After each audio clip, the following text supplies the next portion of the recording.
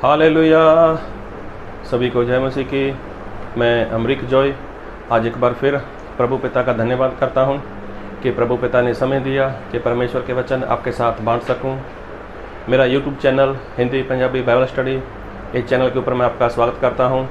अगर अभी तक आपने चैनल को सब्सक्राइब नहीं किया तो आप जल्दी से जल्दी चैनल को सब्सक्राइब कर लें, साथ में जो बेल आइकन उसको टच कर लें ताकि आने वाले हर वीडियो का नोटिफिकेशन, उसकी जानकारी आपको तुरंत मिलने पाए और आप मेरे साथ इस वीडियो के अंत तक बने रहें।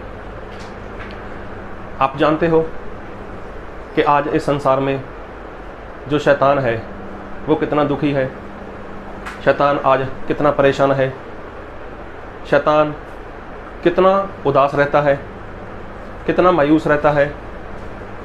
क्या आप जानते हो? मैं मसीही लोगों की बात करता हूँ, मैं विश्वासी लोगों की बात करता हूँ, मैं उन लोगों की बात करता हूँ जो चर्च जाते हैं, जो बाइबल पढ़ते हैं। तो क्या आपने कभी सोचा, क्या आपने कभी जाना कि शैतान इतना उदास क्यों रहता है? शैतान इतना परेशान क्यों रहता है? इतना मायूस क्यों है? इतना दुखी क्यों है? कभी आपने ऐसा सुना नहीं होगा, कभी ऐसा आपने जानने का प्रयत्न नहीं किया होगा, लेकिन मैं आपको बताना चाहता हूँ।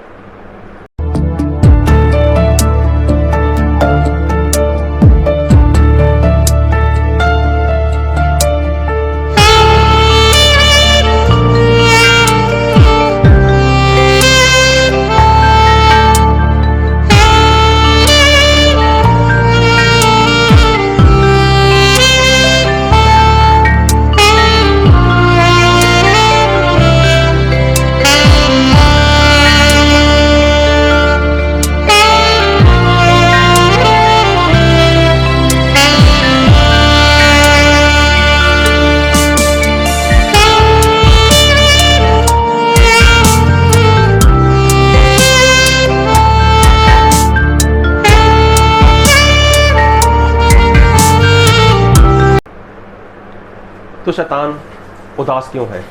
एक बार ऐसा हुआ कि कहीं चर्च लगा हुआ था।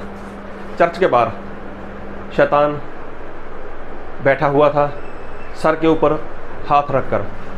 दोनों हाथ सर के ऊपर रखे हुए थे और उसके दोनों जो हाथ थे वो उसके घुटनों के ऊपर जैसे ऐसे बैठ जाते हैं, ऐसे सर पकड़कर बैठा हुआ था।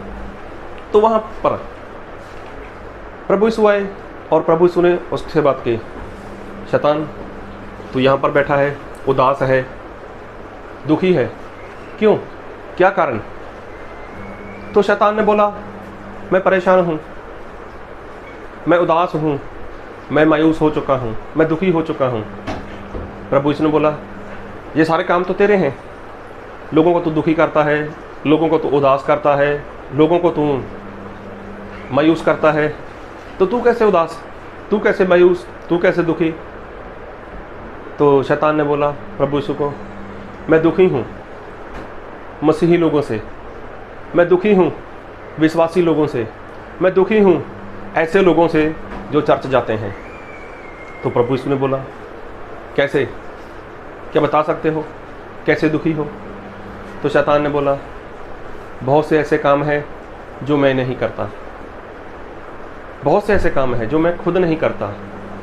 करते इंसान हैं, करते मसीही लोग हैं, करते मसीह को मानने वाले लोग हैं, करते वो ऐसे काम जो चर्च जाते हैं वो लोग हैं, लेकिन नाम मेरा रख देते हैं कि शैतान ने ऐसा कर दिया, शैतान ने ऐसा करवा दिया, जबकि उनके ऐसे किसी भी काम के लिए मेरा कोई भी हाथ नहीं होता।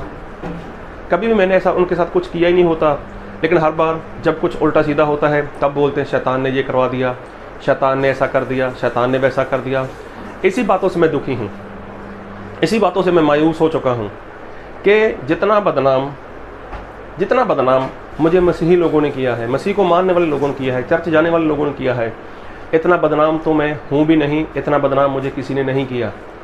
चाहे मैं किसी का मर्डर करवा दूँ, किसी को मैं नशा करवाऊँ, कहीं पर मैं कुछ भी कर दूँ, किसी के घर का नुकसान कर दूँ, बड़ी बड़ी बिल्डिंगें गिरा दूँ, मैं कुछ भी करूँ उल्टा सीधा, किसी का एक्सीडेंट करवा दूँ, मैं एक परिवार के सभी लोगों को मरवा दूँ, तो इतना बदनाम तो मैं कभी किसी ने मुझे किया ही नहीं है। अरे अन्य जाति के लोग हैं जो, उन लोगों ने मुझे इतना बदनाम नहीं किया जितना बदनाम मुझे मसीही लोगों ने कर दिया, मसीह को मानने वाले लोगों ने कर दिया। किस कारण? कारण ये रहता है कि मैं कुछ भी नहीं करता, लेकिन वो खुद सब कुछ उल्टे सीधे काम करते हैं और बाद में नाम मेरा रख देते हैं कि शैतान ने ऐसा कर दिया, शैतान ने ऐसा करवा दिया, शैतान ऐसे कर दिया। तो इस बात से मैं दुखी हूँ। क्या कभी आपने ऐसा सोचा कि आप भी ऐसा करते हो? क्या कभी आपने जाना ऐसा कि आप भी ऐसा करते हो? करते खुद हो, नाम शैतान का रख देते हो। गलती खुद करते हो, नाम शैतान का रखते हो। बदनाम शैतान को करते हो। इच्छा आपकी होती है तो बदनाम आप शैतान को करते हो। सही में शैतान कभी भी किसी के साथ भी ऐसा नहीं कर सकता, नहीं कर सकता। वो क्या वो ज़बरदस्ती कर सकता है किसी के साथ? जब प्रभु यीशु को उसने ऊंचाई के ऊपर, मंदिर के ऊपर खड़ा किया था, तो प्रभु यीशु को क्या बोला? अपने आप को नीचे गिरा दे, और लिखा है आपके लिए कि स्वर्गदूत आएंगे, वो तुझे हाथों हाथ उठा लेंगे। मतलब तेरे पाँव को किसी तरह की कोई चोट ना लगे। तो क्या शैतान ने प्रभु यीशु को धक्का दिया वहाँ से? नहीं। शैतान कभी भी किसी के साथ ज़बरदस्ती नहीं करता। क्या हवा को, आदम को शैतान ने ज़बरदस्ती से फल खिलाया था? नहीं, तो वो ज़बरदस्ती नहीं करता। लेकिन आज मसीह को मानने वाले लोगों ने शैतान को बदनाम किया हुआ है। आप ऐसा मत सोचना कि मैं शैतान की तारीफ़ कर रहा हूँ। मैं शैतान के बारे में बता रहा हूँ आपको, और खुद के बारे में, आपके बारे में बता रहा हूँ कि आप क्या करते हो।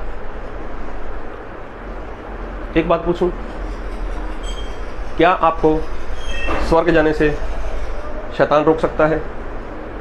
क्या शैतान की इतनी ताकत है कि स्वर्ग जाने से आपको रोक सके? रोक सकता है आपको शैतान? अरे शैतान की ताकत नहीं, शैतान की किसी भी तरह की कोई भी ताकत नहीं कि शैतान आपको स्वर्ग जाने से रोक सके। जी हाँ, जैसे मैंने बताया, चर्च के बाहर वो शैतान बैठा था, दुखी बैठा था, उदास बैठा था, मायूस बैठा था। वो दुखी था, परेशान था विश्वासी लोगों से, मसीह के लोगों से परेशान था। मुझे इतना बदनाम कर रखा है।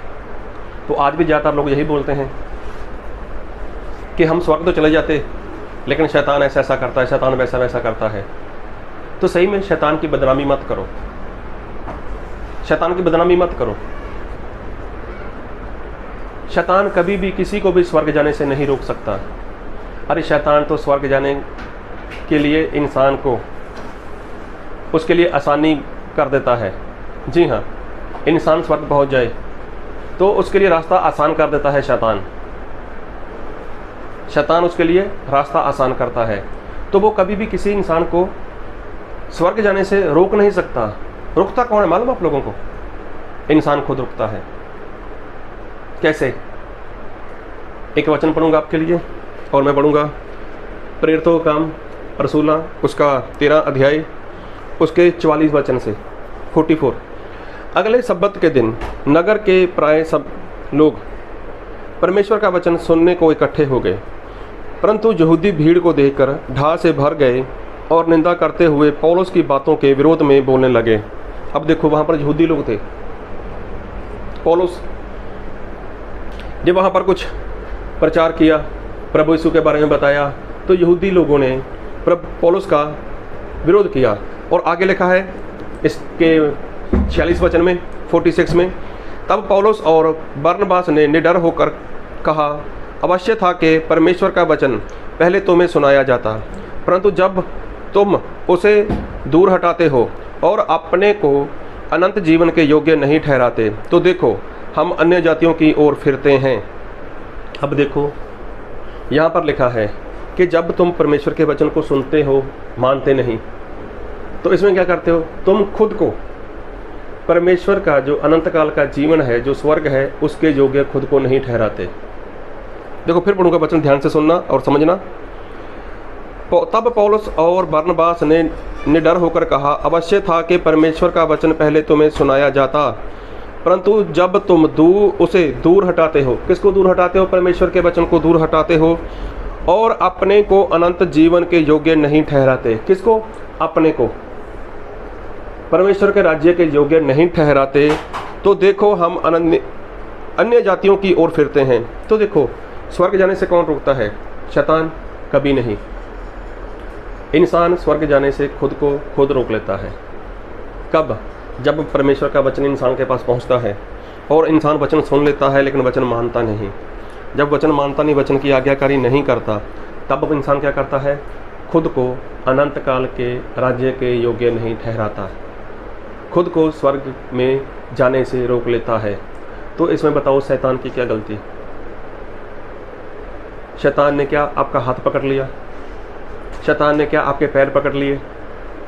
शैतान ने क्या आपका गले पकड़ लिया कि चर्च मत जाओ, प्रार्थना मत करो, उपवास मत करो, बाइबल मत पढ़ो, बंदगी में मत जाओ? क्या शैतान ने आपको बांध दिया किसी जंजीर के साथ, किसी रस्सी के साथ आपको बांध दिया? या शैतान ने आपके घर का ताला लगा दिया कि आज चर्च नहीं जाएगा आप, आज संडे है, आज संडे आराधना में नहीं जाओगे? तो क्या उसने बाहर से ताला लगा दिया आपको? तो शैतान तो कुछ करता ही नहीं है, लेकिन जो कुछ करता है वो इंसान खुद करता है, खुद की मर्जी से करता है। तो यहाँ पर साफ लिखा है, पौलुस और बरनबास ने बोला था कि अवश्य था कि पहले परमेश्वर का वचन तुम्हें सुनाया जाता, लेकिन जब तुम उसे सुनकर मानते नहीं हो तो अब हम अन्य जाति में जाएंगे, क्योंकि तुम लोगों ने अनंत काल के जीवन के योग्य खुद को नहीं समझा। तो शैतान किसी को भी परमेश्वर की आज्ञाकारी करने से नहीं रोक सकता। परमेश्वर के किसी भी सेवक के बारे में पढ़ना बाइबल से, तो क्या किसी को शैतान ने पकड़ा हुआ था कि तू आज्ञाकारी मत कर? अब्राहम को अपने एक लौते पुत्र का होम बलि करना था, तो क्या शैतान ने पकड़ा था उसको? नहीं पकड़ा। लेकिन अब्राहम खुद की ओर से परमेश्वर का कहा हुआ कर रहा था। तो ये तो बहानेबाजी है कि ऐसा होता है वैसा होता है। तो जब इंसान खुद आज्ञाकारी नहीं करना चाहता, जब खुद आज्ञाकारी करता ही नहीं है, जब ऐसी बातें वो शैतान के ऊपर रख देता ना, तो वो शैतान को बदनाम करता है। और उस इंसान से सबसे ज़्यादा दुखी शैतान होता है।